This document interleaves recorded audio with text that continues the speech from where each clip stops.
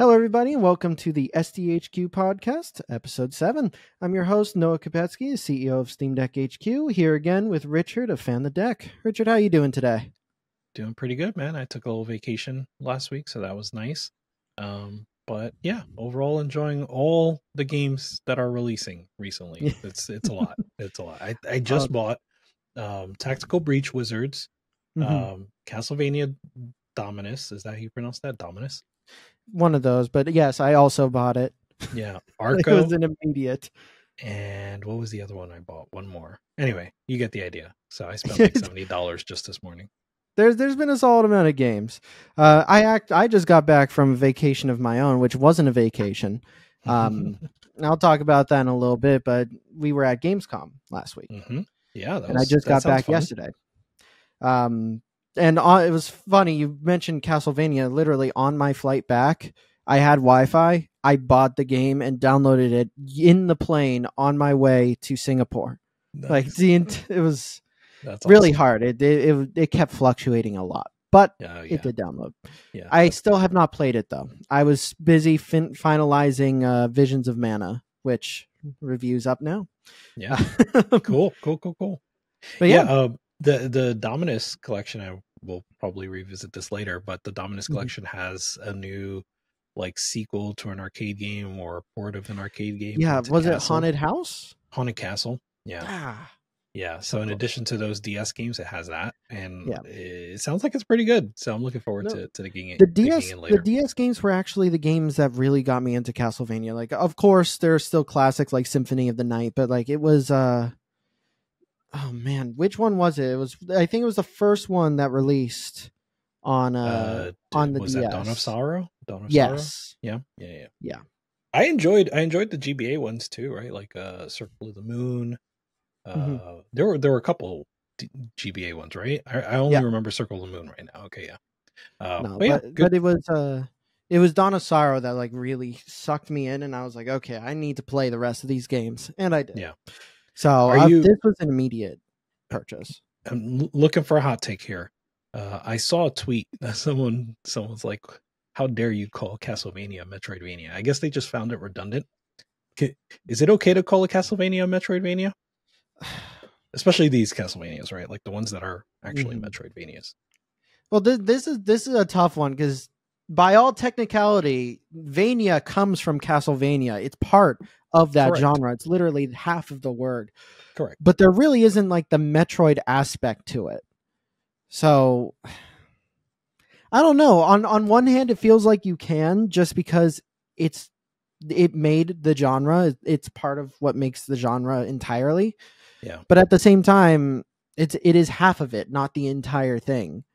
Yeah. So it's kind of difficult to really classify it that way. Yeah, but I have very like loose genre definitions. So I really like the quote unquote Berlin interpretation of roguelikes. And what that is now is traditional roguelikes, but it's just like a bullet points of things that like make sense in a roguelike, but like it's a loose set of rules. And that's what I like for my genre definitions. And so in that way, I think I think Castlevania is a Metroidvania. I also think Metroid's a Metroidvania. I think it's a broad stroke. Yeah, and I think it has, part of the reason I think Metroidvania is called Metroidvania is because Metroid and Castlevania are similar in a lot of ways. So the way they classified that type of gameplay is taking the two games that really defined that type of gameplay and put it into one. Exactly. So by all technicalities, it is a Metroidvania because it's the gameplay. Like it's not like Metroid and Castlevania are two different sets of gameplay that when combined together you get Metroidvania. It's just two different games that have a similar style of the same kind of gameplay. Yeah. So I think by all technicality, it is a Metroidvania. Yeah.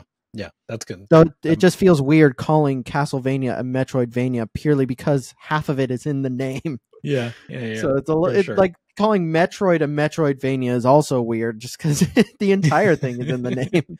I still call Souls games Souls likes, like Dark Souls. Yeah, if there was a Dark Souls 4, I would call it a Souls like.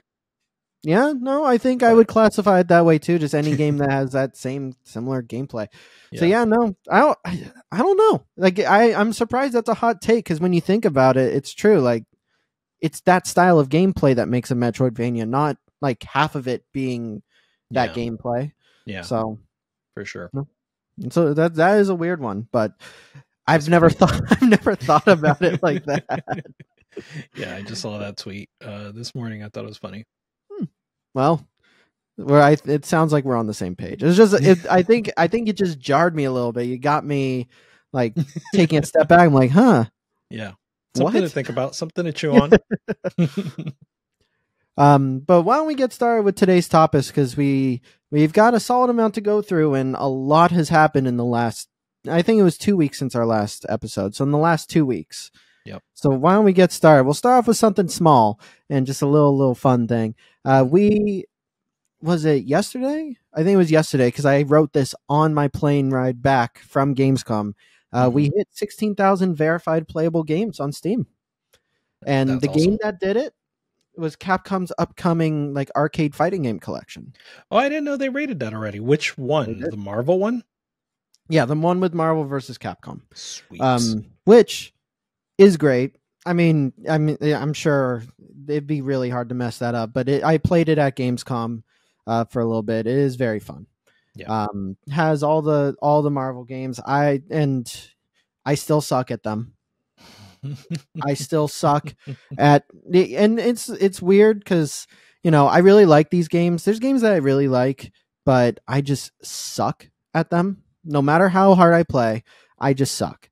Souls games, it starts off that way, but I can get into it and I can actually start doing it. 2D fighting games like Mortal Kombat, Street Fighter, no. There's no saving me.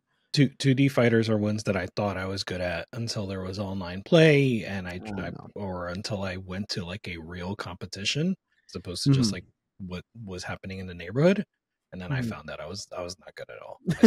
But it's very fun nonetheless. Yeah. Yeah, no, I had a great time with it. And the worst part was the rep that set it up with me was watching me the entire time. Like he was right behind my back and I could see him and I'm like, oh no. He's like oh this, no. Not I don't want him watching me doing this. So I felt a little bad. Which game were you playing? Do you know? So I tried all of them. I tried the entire collection. I think except I wasn't able to try the Punisher. Yeah. But I did try every other game. What's your team or person, let's say in MVC2? Oh man. So the cool thing about the collection is it actually has the Japanese and the American versions. And for most of those, I didn't see like tons of difference, but I think it was Marvel versus Capcom versus Marvel Superheroes. I think it was number 1. The Japanese version has an exclusive character, and I was kicking ass as him. I don't know his name at all. Yeah, but I think it's Street Fighter, right? Street Fighter versus Marvel Superheroes. Ah, jeez, maybe. I probably should have looked this up before I started butchering. But I'll find it for you. It's okay. I think I actually have the article up, and I mention the exact game that did it, which is Marvel vs. Capcom Fighting Collection Arcade Classics, which again I highly recommend. It's really fun. I'm just terrible at it. I think it's Norimaro. It's either Marvel vs. Capcom Clash of Superheroes, or I think that's the one it was. It wasn't 2. Actually, it might have been 2. Because there was a solid amount of characters. And it was just that one. Did the character have glasses and look like stubby? Yeah, that's Norimaro, and it's Marvel versus Superheroes. Marvel Superheroes versus Street Fighter. Excuse me. Okay, so none of the games that I thought it was. You said Capcom versus Marvel Superheroes, which doesn't exist. So like I knew which one you were talking about. It's Marvel Superheroes versus Street Fighter. Shit. Well, I clearly love these games enough to butcher them, but it's still really fun. There were so many in like a small amount of time, and they have it's like X-Men versus Street Fighter, then Marvel versus Street Fighter, then they changed to Capcom, and at first it was X-Men, right? Like it's X-Men Children of the Atoms, then it was X-Men versus Street Fighter, then it was Marvel versus Street Fighter. So it's a lot, but I kicked ass as him. So I had him, and I think it was Spider-Man. Yeah, I think that was my duo. Spider-Man's always fun. Yeah, it was. Yeah, I think no, it was Captain America. Ooh. Captain America was with him, like, because I was throwing the shield, and then I was throwing books and pens and whatever the exclusive guy does is not. He's definitely not a superhero, but he kicks ass. Yeah, that's fun. And then the new one, Capcom Fighting Collection 2, coming out soon. I'm excited about that also. Yeah, no, didn't they just announce that too? Yep. At the Nintendo Direct, they announced that. Yes, which let's circle back to, because I haven't seen it, but I know you have, and I'm very curious about your thoughts. There's just one game I know that was announced from it that I'm extremely excited for. Yeah. So, by the way, I haven't watched it. I just know the games that I'm excited about, but we can talk about it. Yeah. But yeah, so 16,000 games. I still have my issues with the verified system, and they really haven't been fixed, but it's a great marketing tool, and I love seeing that more people are, supporting the Steam Deck and want to support the Steam Deck. So it's great. Yeah. I think it's a big milestone. They're like you said, we have our problems. But like, I think having this milestone around the time that they're like have announced the Steam Deck reviews feature. I think that reviews feature is very helpful, right? So that's pretty neat, and definitely something that personally I'll be keeping a closer eye on, right? Like seeing people that have played on the Steam Deck and have spent a good amount of time on it. Hopefully they make that easier to get to on Steam from the Steam Deck, right? Like, I don't know, it's a little clunky from the store page, not the store page, from the game page to get to the store page, then to look at the reviews. So it would be nice if they put something on in SteamOS for that. I agree. I think it would be really cool. I mean, I like that they did something like that. I don't think it gets rid of the need for, like, more like professional reviewing, like what I do. Yeah. Not to brag, but I actually will come back to that because I have a fun story. But and same with content creators. I don't think it gets rid of the need for any of that. But I think it is really cool that now people can look and see what the community thinks of the game on the Steam Deck. Yeah. Much more quickly and in Steam itself. Yeah. Hopefully they do make it easier to actually access on the Steam Deck, because I can't see anyone doing it, or maybe even by default it's just there. Like, you shouldn't have to. That's how I think it should be. That would be really cool. Just the Steam Deck reviews. You can maybe click the button to go to all reviews or something like that. But just the Steam Deck review should be like one of those tabs. Like, I think it's community something. Like, one of those tabs should just be. I would love to see that. Yeah. But yeah, that was really cool. Though, speaking of developers supporting, the Steam Deck more, as I previously mentioned, we went to Gamescom. And over the last week, we saw tons of different games, some that I cannot talk about, a lot that I can talk about. And one thing that really stood out to me, and I wrote an article about this, is just how apparent developers, like how apparent developers are about, like, wanting to support the Steam Deck. Like, it's becoming more and more accepted, and at Gamescom it was most developers that we talked to that really wanted it to be running well on the Steam Deck. To the point where I was like, okay, almost every game I saw, the developers are doing something for the Steam Deck specifically. Like, what is it? 2 Point Museum mentioned that they want to do Steam Deck support and that they were going to include it. Disney Epic Mickey, they brought a Steam Deck specifically for me to test on it, and it ran flawlessly. Yeah. Though the story I wanted to tell is actually with those guys. They referred to me as the Steam Deck guy. And and I thought it was just going to be me because, in my meeting, Steam Deck HQ was on my badge. Yeah. But they also mentioned it to another person who was there for a meeting that later they were meeting with the Steam Deck guy. Like, so so it was just kind of funny that I was referred to. That's funny. And I haven't reported on it yet, but I do have confirmation that Fatal Fury, the devs, are working on Steam Deck support. I can't really comment about how it's going to run yet, but I can confirm that they are going to be working on it before release. And it's awesome to see so many developers that are getting into it, both on, the AA or AAA side and on the indie side. It's becoming more and more important to developers to have Steam Deck support. A lot of it might have to do with wanting that verified badge, which is great for marketing, but I think they know how important the market is for the Steam Deck. So it was really cool seeing just how many developers really wanted to support the Steam Deck and make their games run well on it. Yeah, I think you're right that the verified almost comes after, right? Like that's the market is what's more important, right? And I think they recognize that too. And if you look at like just what's most played on the Steam Deck, that makes it clear, right? Like there are a lot of people that are willing to like not have the most optimal experience even on a handheld, just to be able to play it on the go, right? So like I think Black Myth Wukong is certainly at the top of the Steam Deck play charts. Baldur's Gate 3 has been for a long time. So like these are games that like, can perform well, but like take some elbow grease to get there. Yeah. That's true. And we did review Black Myth Wukong, which I'm still very shocked and excited that we had the opportunity to do that. And it's also we made a video for it. It's also the video that got us to YouTube partner. Congratulations.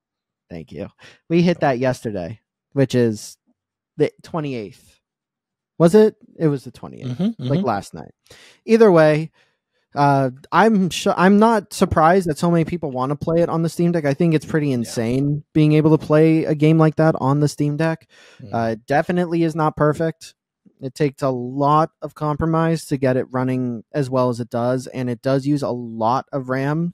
So they're like, I don't know if people have gotten to it yet, but the final boss of Chapter 1 just completely crashes my game like every time that I try to play it, unless I do the RAM changes. There were parts like that were that would just completely crash the system without the RAM fixes. So got it. It was that's really it. Yeah, I've been playing it. I've tried to play it on the ROG Ally X using Bazite. The thing that's keeping me from doing so is not the performance, it's the load times. I don't know what's going on. I don't know if it's the same on the Steam Deck. I assume it is. Where it just, to be honest, the load times are already long on desktop. But they are much longer on the ROG Ally X, and I don't understand what's going on because it takes a while, and you're gonna die, right? I haven't died that much yet, surprisingly. It's easier than I was expecting going into it, but that's not to say it doesn't get hard. I'm still pretty early in, a couple hours. I was about to say, have you gotten to Chapter 3 yet? Because that's no. Yeah. So one of the bosses of Chapter 3 was an actual nightmare for me to play. Like because like you barely do any damage unless a specific event happens. I'm trying not to give details because you haven't gotten there yet. But there's a boss. I think you'll know what it is. I want to know when you get to it and who you think it is. But it's in Chapter 3, and you try to attack them. Barely does anything. The only time where it does something is when an event happens, and that event rarely happens. And it's just a nightmare to like keep on doing it. It's easy to dodge some of their attacks, but man. But I'll give you an early game example. Big head blue guy, like comparing him, a lot of people have compared him to like Tree Sentinel. I'm like, that's not the same. Like I thought that was the weirdest comparison because legitimately I beat him first try when I reviewed, like when I first was playing through the review. It wasn't the first time for me. But it wasn't the first time for me, I will admit, but it's not Tree Sentinel, that's for sure. No, though funny enough, I did try to go back and play through some of the game again to do some minor testing, and I could not beat him again. Maybe they did something like afterwards, like in a patch, like made him harder, but no, my first time playing through using the review copy, I beat him first try. So when I saw those comparisons, I was like, Noah. Yeah, exactly. What can I say? I did have to beat the game on the Steam Deck, so that has to say something because I'm not great at Souls games. So if I could beat the game on the Steam Deck, that's got to say something. Yeah, no, it says a lot. There's a lot of people like, obviously they don't come for you, but like, there's a lot of people that like, oh, journalists suck at video games. And some of them do. Don't get me wrong. That is the weirdest thing that I've heard, because like journalists have to play through the entire game, and no one has a guide yet. Like, no guides. They're playing with no guides for ourselves. Like everything that I did in Black Myth, I did without any help. There's nothing released for it yet. No one's played through the game to give me advice. Like how? Like if a journalist is able to 100% a game for their review, they deserve praise, because there is no information at all. Like developers don't usually provide like a guide on how to play their game. No. All they do is give you the game and say, good luck, you know? Yeah. So no, that I hated seeing that. I saw that some of them, like, which game was it for that they? Oh yeah, for Shadow of the Erdtree. Yeah. They started releasing like a easy mode, like a journalist mode. Like, what do you mean? We played through Erdtree without any guide. Yeah. There's no way we could have, like, it was difficult. Yeah. So no, I'm 100% with you. Comparison. Yeah. And I typically play with no guides, which is why I know, right? Like, yeah. And even then, like, I've seen, there are times where like I've just happened to see a spoiler or something like that. So I've like grokked some amount of strategy for something at some point.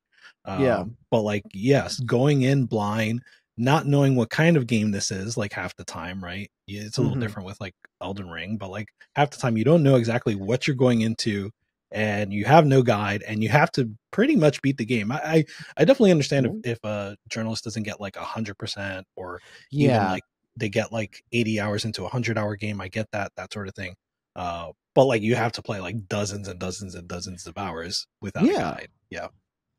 No, I mean, like, I would say when reviewing a game, I am not strict on 100%ing, unless it's a smaller game where I can beat it within like 15 hours.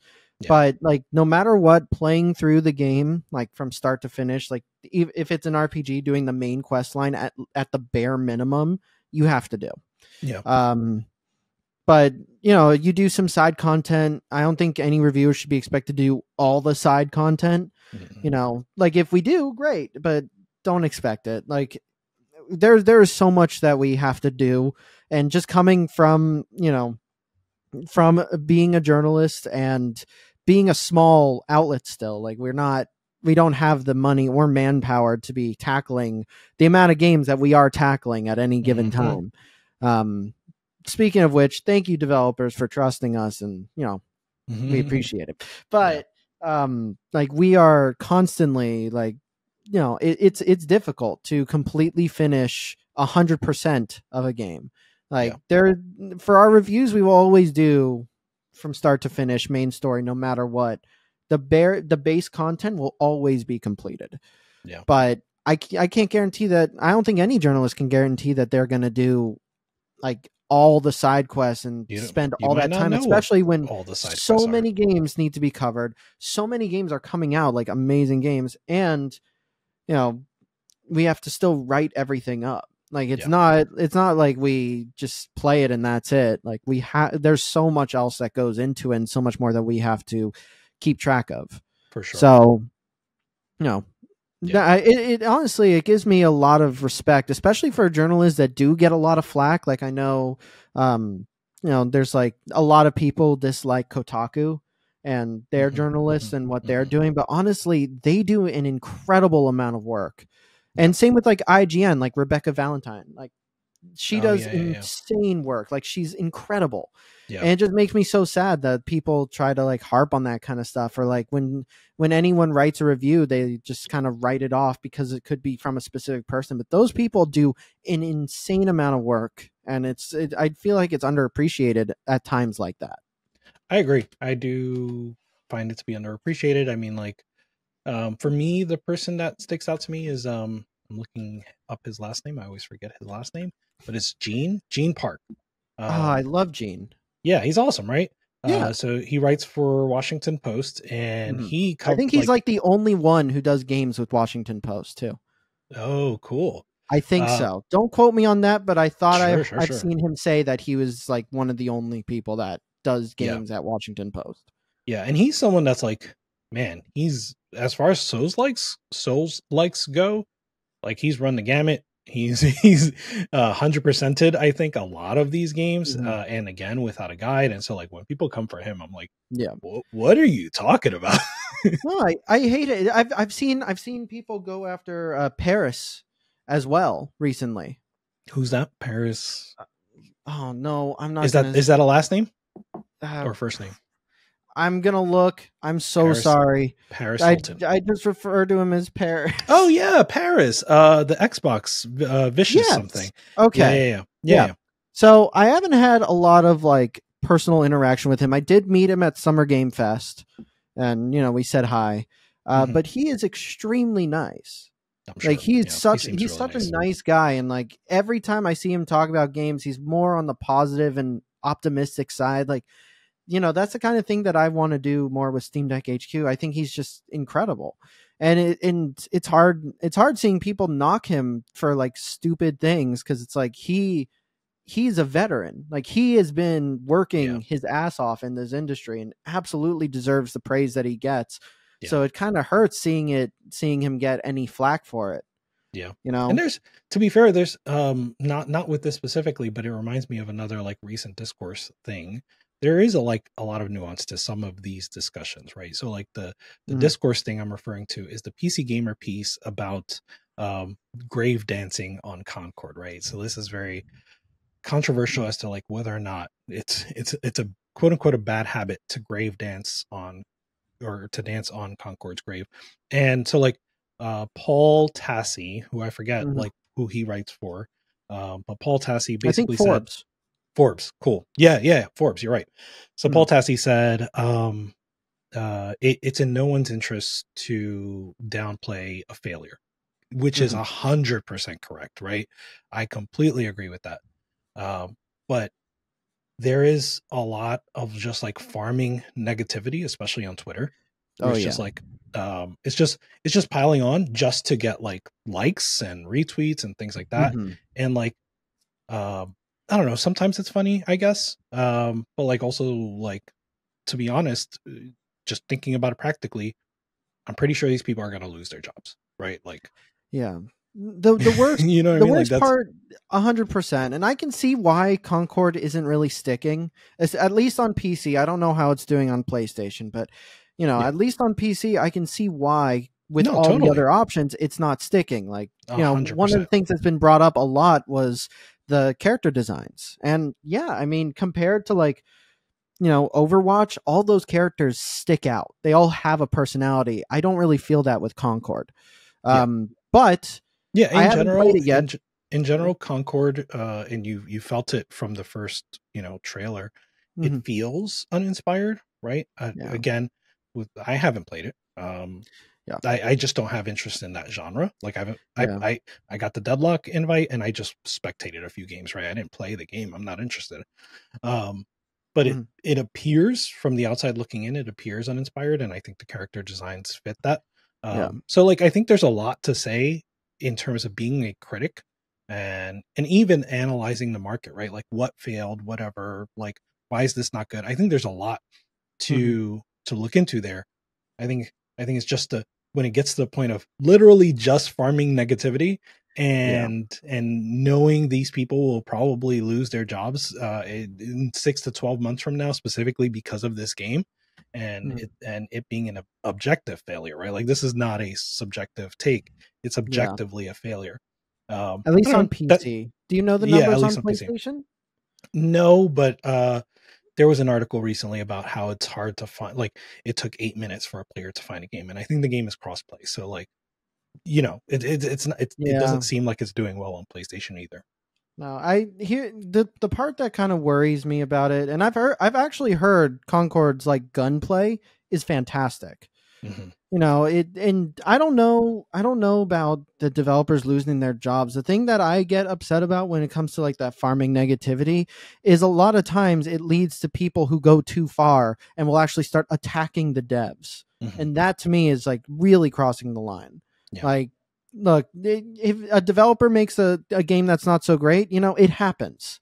It happens a lot, but it never should invite that kind of discourse where it could lead into attacking another developer. And I think that's something that I fear happens with these kinds of, when this kind of stuff happens. Yeah. So I'm more worried about developers wrongfully being attacked.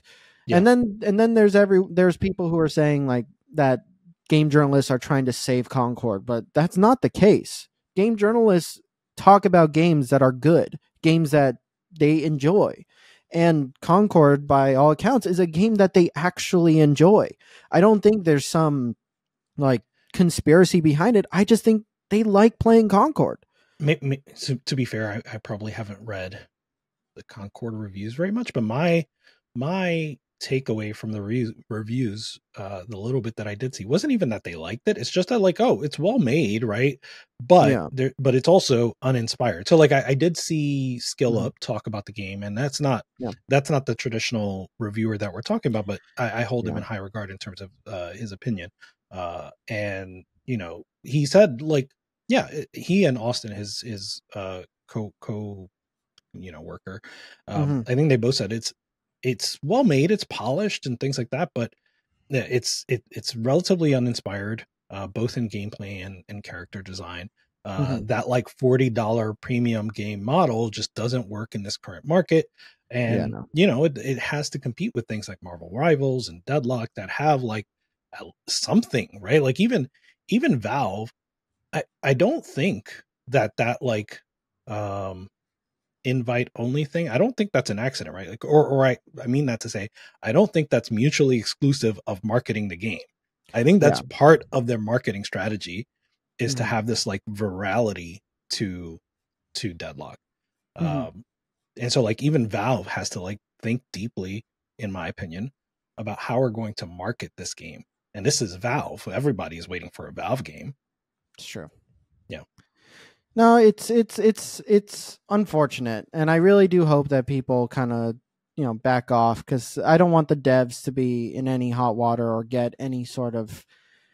All it takes is one person who takes it way too far, and that's just it. It can really affect others, Yeah. So I hope that doesn't. I hope it doesn't get to that, or hasn't gone to that. And if it does, I hope it stops. Yep. And one of these days, I will play Concord. It's hard to justify the $40 price tag when there are so many other games like it that are either out already or coming out and they're free. They feel like they have more personality to them. If you're sincere about that, I mean, maybe we can get Deck Wizard and we can run a couple games. I have it. I've installed it. I don't have it yet, but I'm open to it for sure. Yeah. I enjoyed Overwatch. I just to be honest, I just have, whether it's first person shooters or fighting games or Rocket League, I used to be so into like online multiplayer. But like what happens is I get this like big blind spot. Like I just focus on whatever that online multiplayer game is. And so like all my single player games just kind of lay by the wayside, and I'd rather not. I'd rather play those games. I really enjoy that stuff. So that's fair. I will say though, since you brought up Marvel Rivals, I met with NetEase at Gamescom. Nice. And genuinely, I talked to the devs there. I played through it. I like Fragpunk way more than Marvel Rivals. What is Fragpunk? Way more. Fragpunk it's closer to like Counter-Strike. It's a 5v5 first person shooter, but you essentially will modify gameplay through these cards, like through a deck that you have, and it changes how you play the game, whether it means like enemies' heads are going to be big, or you have more shield or ammo or damage or something along those lines. It changes up like the gameplay mechanics as you play. Very stylized, very, very stylized, and it is so much fun. I had a blast. And I know the devs want the game running on the Steam Deck, and they're working on it. So it's definitely one to watch. And this logo or something looks familiar, so maybe I've seen this before. I mean, I think they had a beta. Yeah.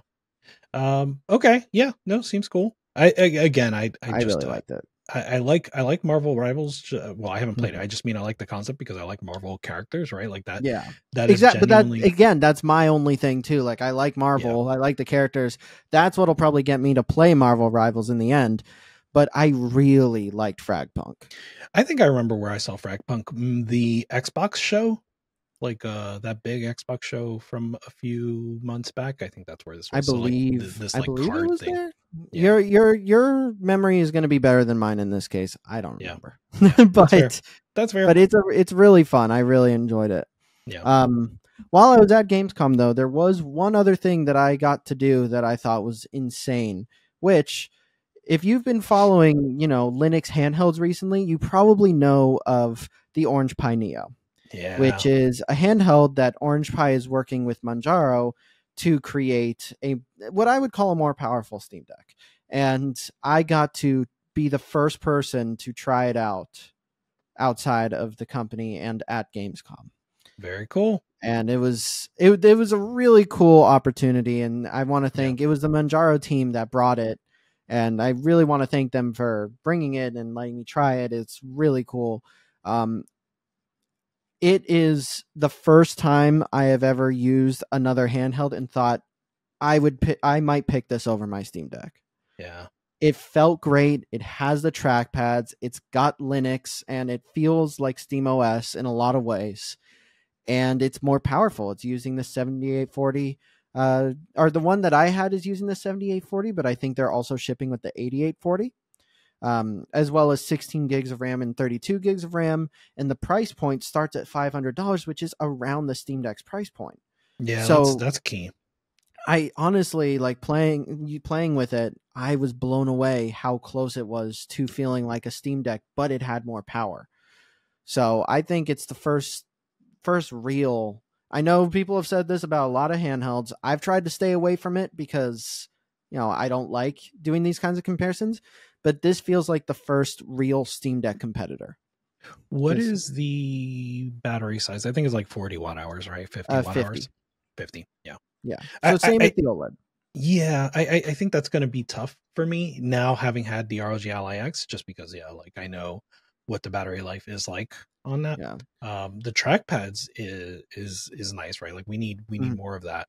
How is it? The last that I heard, like directly from Manjaro, right? Like on their blog posts and things like that. The trackpads were still very like naive and not being incorporated into Steam input. Well, I think I'm I don't know how question. they can.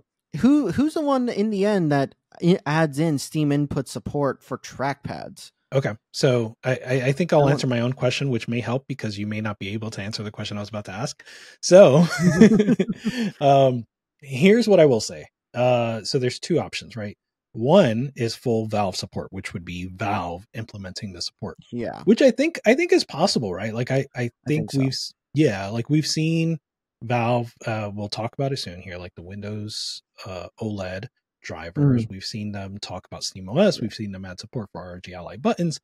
So especially if someone else does the work and just like pushes these drivers upstream, then Valve can pull support for these trackpads and then implement support for it in SteamOS or Steam input specifically. So like I see that as yes, exactly. So I see that as an absolute possibility, even plausibility. But it does require Valve and it's dependent on Valve. There is another solution that will absolutely work, which is Handheld Daemon, right? So Handheld Daemon is the tool that runs in Bazite, and I don't think, it's not Bazite specific, right? So like you could run it on any distro theoretically, and probably people do, and you can use that to emulate a DualSense Edge, and in emulating a DualSense Edge, you can get support for trackpads in SteamOS and Steam input. I'd be curious to see how that could be utilized. Maybe it's something that the Manjaro team doesn't know of yet, or like they haven't like played around with. I know. I'll say this. I think they're fully aware. Okay. Fair enough. I have not tried the Orange Pi Neo. I don't have contact with Manjaro, but I think they're fully aware. I'll leave it at that. I wouldn't be surprised if they weren't aware of everything, really. Yeah. But I know they are still working on it. The trackpads were feeling okay to use in general, but there are some little things here and there. I was using a pre-production version with a version of the OS that isn't finalized yet, so there were some little bugs here and there. I was just more going for the general feel of the device itself, and what it was capable of. I will say from my experience so far, I need to really test it, but I believe that the device doesn't drain as much power as like a Windows handheld.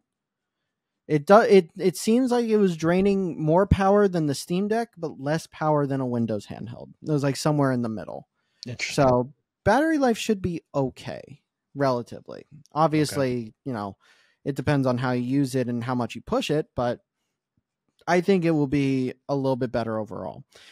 And it's still Linux, so there are games that you're not going to be able to play on there no matter what, like a lot of online EA games and Destiny and that kind of stuff. You're not going to be able to play it on there. I mean, like, that said, you'll be able to install Windows if you really want to, if that's something you really care about. This is pretty much, obviously they're doing a lot of work, but as far as I can tell, like, these components will all already have Windows support. I don't know about the trackpad specifically, but my understanding is everything else. No, but overall, I really like the device. And I think of all the handhelds that are out there, this is going to be the closest one to feeling like a Steam Deck. There are no back buttons, which I did miss. But other than that, everything else felt fantastic, except for the right and left buttons. So, right above the triggers, there's RB and LB.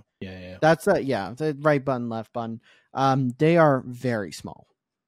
Like very thin. I don't know if that's something that they're going to be able to fix before it starts getting sold, but they are very thin. And it was a little bit annoying to have to like push them down. But I would say it's minor. I think most people will be fine. I have extremely fat fingers. So like, I didn't like it. But it's something that could be just me, but I definitely noticed that those buttons were just too thin. But it was still really cool to be able to try the device out and see it for myself. And I really do think, especially with the price point, I think it has a lot of potential. Yeah, not exactly related, but I mean, I've been, like I said, continuing to use my ROG Ally X with Bazzite. And there, since I first published a video, there are some like quirks that I have to continue to think about. There's one where I haven't asked the devs yet, but like it seems when I like sweep around the border for the analog stick, like it snaps to the cardinal directions, which is probably by design, but like it kind of hurts my flick stick experience specifically, which is very specific to me. So that's something I've been meaning to ask the devs about. So there's that. And there's just these minor quirks, but like I have not gone back to the Steam Deck, right? Like I've been sticking to ROG Alex with the Bazzite, and I'm loving it. So I think more Linux handhelds, more, hopefully we get SteamOS 3 support, general support pretty soon. I'm excited about this future. I do think Orange Pi Neo, like them focusing on trackpads and price, those are two good places to focus. Those are things that are missing in the current landscape. I think it's interesting though that Valve, like, basically they confirmed the ROG Ally support for SteamOS, or just handheld support for SteamOS in general, and I thought that was just really cool that they did that essentially before, like they're confirming it, because we talked about it last time where like they had the ROG Ally in the changelog, which they didn't have to do even if they pulled in a change, and then they confirmed it that that is something that they are working on specifically alongside, a desktop image, which I thought was interesting because, I expected it when they would release a desktop image that, we would find ways to get it working on other handhelds. But it seems like they are not only aware of other handhelds, but looking to specifically support handhelds. And it started with the Ally. Yeah.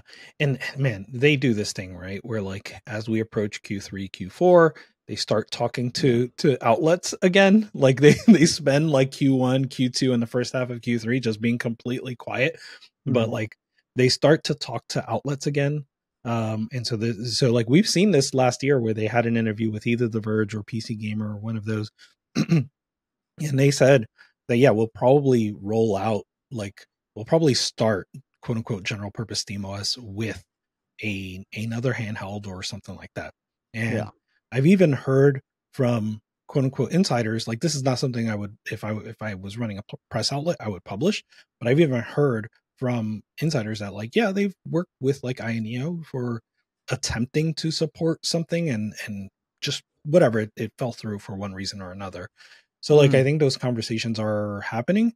But yeah, so like my, I guess hesitance here is that, not hesitance, but just like, man, they keep doing this thing where like every year they're like reminding us we still exist, we're still doing this. But like, all we've really gotten is that one little change log with like, oh, they added support for the buttons, which doesn't really mean anything to the user because you can't like use SteamOS with an ROG Ally. So I'm still just waiting for something. Thankfully they did have something in another direction, right? With Windows support for Steam Deck OLED. Yeah, which I thought was just mind-blowing that they brought that out so quickly. Like, or just out of nowhere. Like, I mean that they have a reputation of just doing that and it'll just drop news. But it's really cool seeing that the Steam Deck OLED is now able to support Windows through their new drivers. So I don't think it's fully supported yet. I think it mostly works, but the speakers don't work just yet. Yep, that's right. So as far as I know, I think that's the only thing that's missing. And that's something that they're working on. But the fact that, you can now put Windows on your Steam Deck OLED and it should work perfectly fine, except for those speakers. Yeah. I also heard the APU drivers are not the best in the current state. Like someone mentioned using a previous version of APU drivers. A commenter in one of my videos also mentioned that at least the current drivers are like don't have video acceleration enabled, so like you get worse performance and things like video streaming, like Steam Link streaming, that sort of thing. I don't know if that's true. I haven't tested it myself, but hopefully Valve is aware. Hopefully they're making those changes post haste.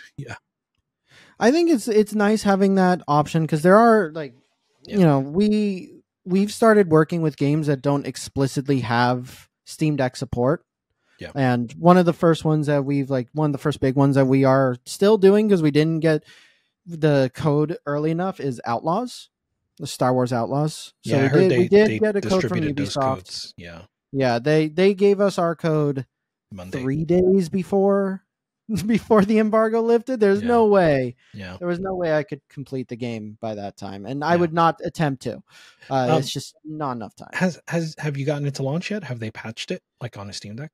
So last time I checked, it was still not working. It was still not launching on there. I'm curious. I can't remember if I tested after the last patch. I know there was a new one that just released, but I'm not sure if it's something that they patched or if it's something that is now working. But I may as well look into it right now because I was also asking like someone asking like whether or not like we can play it on whether or not it launches in Linux at all, and based on my research, no, I think it's something that is not if it's not launching on the Steam Deck, I would be surprised if it was launching on Linux because I don't know many games that won't launch on the Steam Deck but will launch on like desktop versions of Linux. Because they're always still using the same Proton layer. Or the same Proton layers. But I can't remember if I tested the newest patch for Outlaws on the Steam Deck. I'm kind of scared too because I don't want to lose my progress. Oh God, I forgot about that. And like, if I have to do this, if I do this and I lose my progress, I'm just going to be devastated. Don't do it based on me because I don't care that much. I'm not going to buy it personally. No, I'm curious. Okay. So I want to. It is, from what I've been playing so far, it is fun, but I've just been playing on like my INEO Kun instead of the Steam Deck because it's just not launching. But it is fun. I am enjoying it. I think it's a beautiful looking game. Yeah. Like that is something that I just was stunned by. Is just they got the visuals down to a T. It's fantastic. Yeah, you seemed pretty positive on it. It seems to have gotten very like mixed reception, both critically and with users. So I'm not sure what to think yet, but like I'm also just not. I wasn't in a rush to play. I think it looked interesting, but I'm just there's plenty of stuff to play. No, it's true. There's so much. There's so much to play. Like it's hard to justify, playing one huge game when there's just so many out there right now. Yeah. But there is one game that did get some of its specs recently that I was kind of shocked by. So, Dragon Age Veilguard, or is it the Veilguard? I think it's the Veilguard. Dragon Age the Veilguard is the newest game in the Dragon Age series, and it's coming out in the next 2 months. And before, I think it was a couple weeks ago, it got verified on Steam just out of nowhere before it even had its minimum spec requirements. Yeah. And I think it was, I want to say two, maybe a week and a half ago. Yeah. It finally got its specs, and we could see how it was going, where they were basing it off of, and how it will run on the Steam Deck.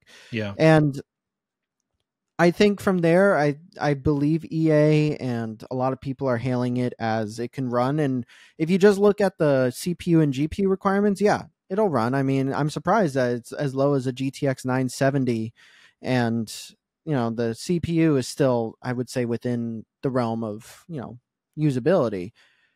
But the thing that stuck out to me was the memory requirement. For sure. And I think a lot of people kind of just overlooked that. And it's like, look, Black Myth Wukong is a game that also requires 16 gigabytes of RAM. And that crashes. Yeah. Yeah. I mean, 16 gigs is what the Steam Deck has to share between the two. Yeah. Exactly. So on top of that, I'm sure the game is going to need dedicated VRAM on top of that. Correct. So it's some amount. So for it to be rated verified and for people to kind of hailing it as, it is something that's going to be great on the Steam Deck, I kind of have to take a step back. And I wrote an article about it. I'm like, it was just saying that the specs are revealed and I'm still worried. It doesn't feel like that is a game that will actually be able to run without crashes unless you do, the RAM fixes, but that could still bottleneck performance sometimes. Yeah. So, verified seems like a stretch. Here's the other thing. I don't know. So good pull with Black Myth Wukong, right? Because it's pretty much the same across the board. So i5 8400 for the CPU, which I think will also be a bit of a problem. It's not that it won't be playable. I think it'll be playable. I think that'll be it'll be playable with compromises, right? Like Black Myth Wukong. Black Myth Wukong is not rated verified as far as I can tell on Steam. Does it have a rating yet? No, not as far as I can tell. Yeah. Well, I mean, I just don't think, based off of what's shown and what I see there right now, unless that memory requirement goes down, I can't see it being actually a great experience on the Steam Deck, which we've talked about before. I have my problems with what verified actually means and the definition of it. But I mean, it's still I'm checking it right now. It's still saying it's 16 gigabytes of RAM that's required. I'm very concerned about the RAM. And then one more thing I'm concerned about is with Space Marine 2 and with God of War Ragnarok, right? And I like this trend that more games are doing, is that they'll tell you the frame rate and the resolution that this is expected for, right? So low preset 1080p 30 FPS, right? There's, as far as I can tell, I didn't see anything like that for Veilguard. So I'm no, there's nothing on there. It just says SSD preferred, HDD supported, which is a mechanical hard drive. And then AMD CPUs on Windows 11 require a specific version, which hopefully that's integrated into SteamOS and the Mesa drivers, because that's going to be important. Yeah. Usually they're on top of that stuff. Yeah, I think the only way this could maybe be verified is they do something. Aren't they changing the RAM up a bit in SteamOS 3.6? Think that's something we talked about in the past with DRAM. Yeah. I don't know if it will actually fix this, but what do you think that will do anything to possibly help? No, I don't think so. It's just like how bad my understanding for how the RAM strategy, the memory strategy changes is that ideally it reduces like those spikes that you see, but it doesn't necessarily like, because the idea is when you go over the amount of RAM that you have to like tap into the hard drive, right? So like now you have to swap from the SSD to memory. And so like how often does that happen? How big is the swap? Like that sort of thing. So it's really, as far as I can tell, it's just a different strategy. It's not like you're getting you can't download more RAM, right? So you can use cryo utilities. Yes. And that does help. And that's probably the only reason Black Myth Wukong is playable, at least for me, is using cryo utilities, because it will run out of RAM otherwise. Yeah. No, but I think that's all fair. No, it's a little bit scary in a way that it could be just so quickly verified. Like I found an issue with it before there were even minimum specs, which maybe Valve knew beforehand, but like there's no way that they've been testing it and it's verified. So this early. I know that the game is still being worked on. Yeah. And I don't know about Veilguard specifically, but excuse me 1 second. Pardon me. Bless you. Thank you. I don't know about Veilguard specifically, but like games usually have like optimization runs at the end of production, right? Yeah. So like that's usually in like the beta phase. So like of it running up to the end. Yeah. 100%. I would assume they're still optimizing. I mean, like it's close enough now at this point right now. We're like, sure, maybe they're going gold at this point. But yeah, when it was verified, which was a couple weeks ago, 2 weeks ago, 1 to 2.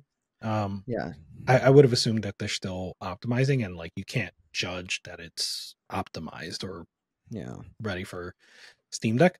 But I don't know how that works, right? Like when I see the verified tick happen after release, like like that just makes sense to me. Like I understand that, but like before the release, I understand that Valve are working with developers a lot of times, but it's just I think there's a degree of like a black box there that I'm just like, I don't really know what's going on there. No, it's a little bit weird. From my knowledge of it, it's a little bit weird. It's too early. It's too quick. Yeah. And there's so much more that is going to change with it. For sure. There's so much more that can happen. Yeah. So I just don't see it being ready for a verified check mark. Like there's still so much that's going to change. It could get better. It could get worse. Yeah. Like, most likely it'll get better. Like it's BioWare. They know what they're doing. Yeah. But it's just, I don't know. It rubbed me the wrong way seeing it get a check mark before the specs were out.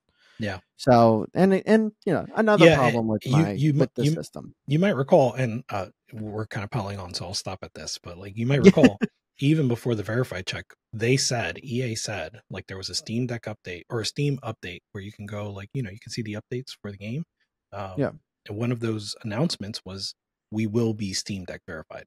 So they said that, then they got the check, then they released the system requirements, which all, to me feels, I don't know if fishy is the right word. It's just like, it's partly, and it's partly just their reputation, right? Like not BioWare, but EA specifically, and the reputation of Deck Verified is like, I don't have the faith that I would normally have.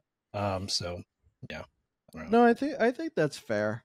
Hopefully there's something that maybe Valve has an update that's coming that actually helps it specifically, and they're going to be shipping that update before or when Veilguard is released, and that way it will actually be more like verified. Super excited for the game though. It looks fantastic.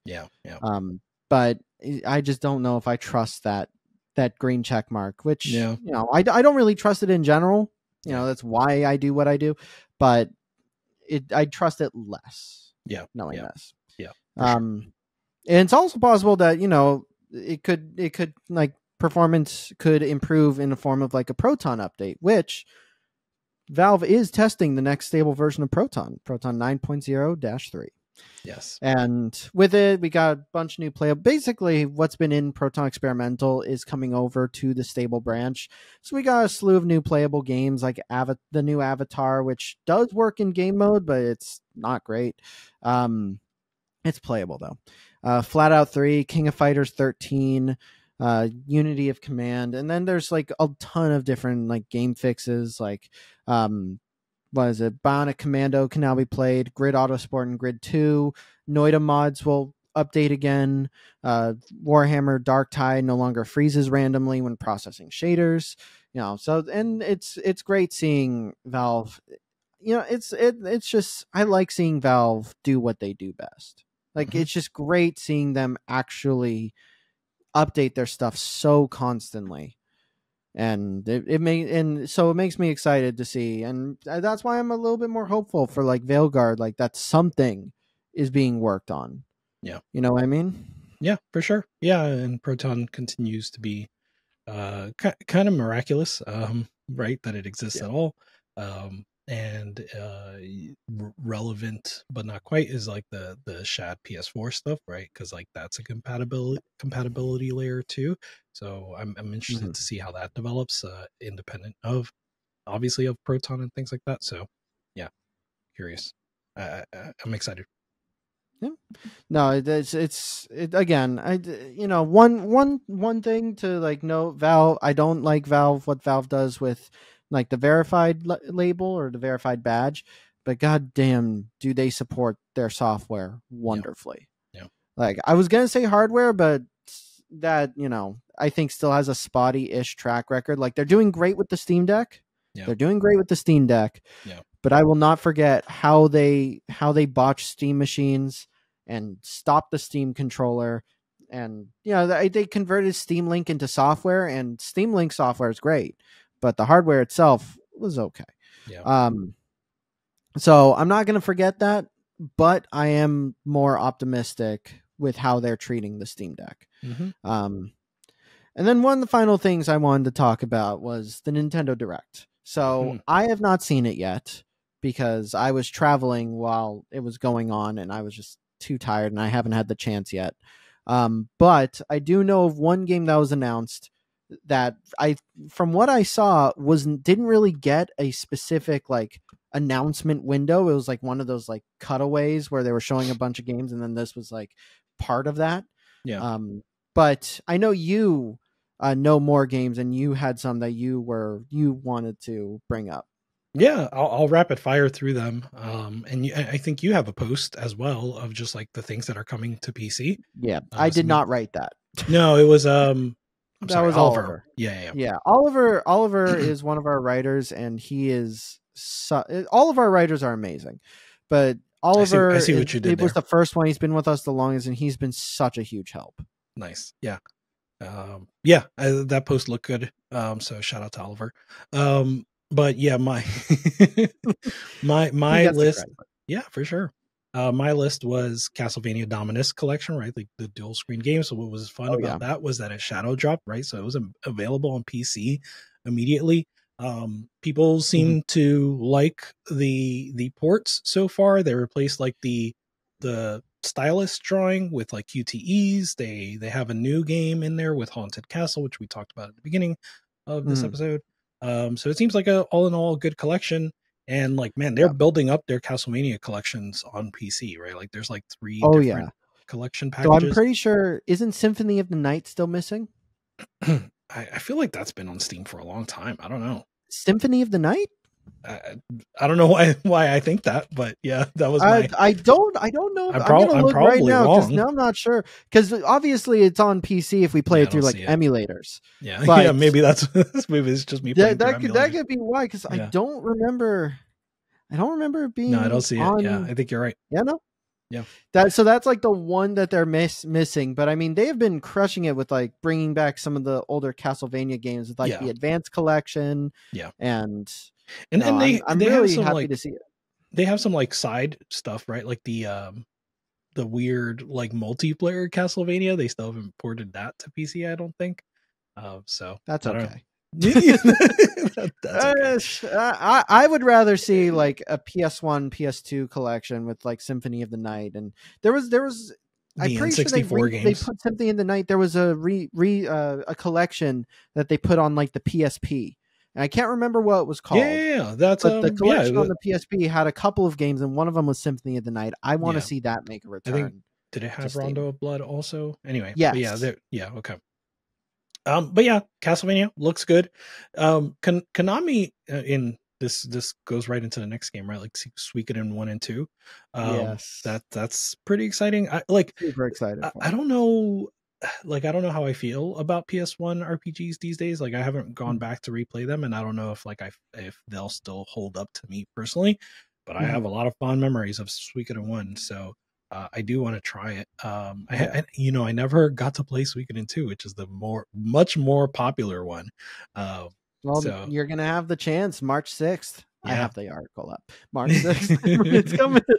Yeah, so I'm excited about that. But like, Castlevania's been doing their thing. I had lost faith completely in Castlevania, and I know that they've been like outsourcing a lot of that work, but that I don't have a problem with outsourcing, and they seem to be choosing the right partners, right? So between Castlevania Dominus, Suikoden, Silent Hill 2, Metal Gear Solid Delta, all of these are shaping up to be pretty good. So they also had a Contra game recently that was pretty good, made by WayForward.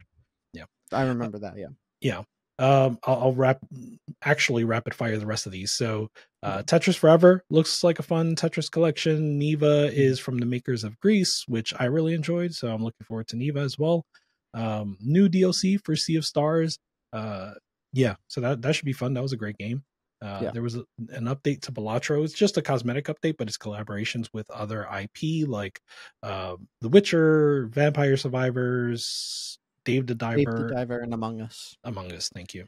I heard that they're also working on more collabs like that. So that's really cool. Yes, and I think in that update, Local Thunk, the developer, said that they're working on a big gameplay update too. Don't quote me on that, but I believe that was in the Steam store page update. One that I discovered from Oliver, I didn't know, was Power Wash Simulator Shrek DLC. Heck yeah. If it's Square Enix or any Power Wash Simulator developer, you're going to be hearing from me about that one. I can't wait for it. What a weird studio, because is that not the same studio that made Velocity? Do you know the game Velocity? Velocity, no. So Velocity is it's either PSP or Vita. I think it's Vita. It's a Vita shoot 'em up, like 2D shoot 'em up, and then they made a sequel, Velocity 2, which is like a shoot 'em up / platformer, like 2D. And now it's Power Wash Simulator, which, by the way, I played it out of curiosity. It is interesting. Like, it is like engaging, right? Like, just doing the Power Wash thing. Like, it's exactly what you expect. Like, you watch those like cleaning videos, and all of a sudden you've lost 60 seconds to watching someone clean a car. It's exactly that. Yeah. And then we mentioned it earlier, but Capcom Fighting Collection 2, that's got so many like Dreamcast games that people have been waiting for. Power Stone, is it Rival Justice, I think, or the other, Rival Justice, I think. The Star Gladiator weird one with the sword. Of course, Capcom versus SNK 1 and 2, which I'm personally really excited about. And I know I'm missing a game or two, but yeah, that's an exciting fighting collection. What I think Capcom needs to do is they need to make a Jackbox Mega Picker style launcher for these fighting game collections.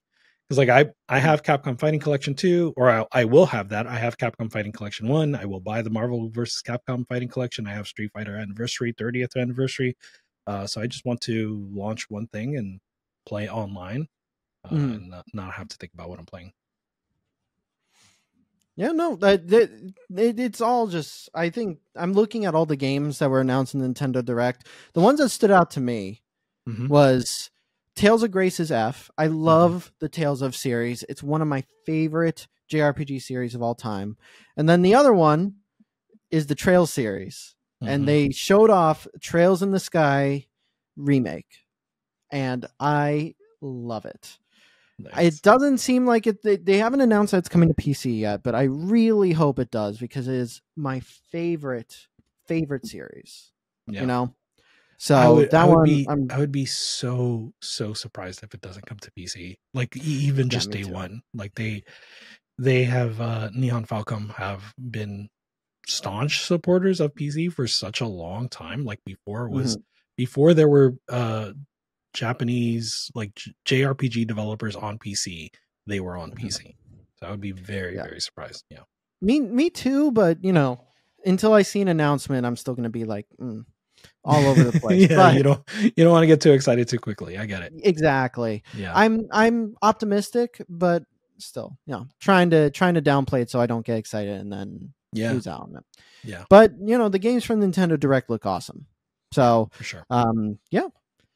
I think that's it. Is there anything else? I don't think there was anything else on our agenda. No, we covered everything, surprisingly. Yeah. Well, that's what we do. That's we right. Cover everything. We cover everything. That's right. Well, thank you guys for listening and tuning into this episode. God, I'm drawing a blank. I forgot how I end these. I forgot how to end podcast episodes. This is the ending. This is what we do. We just awkward pause for awkward pause. Yeah. Goodbye. Bye.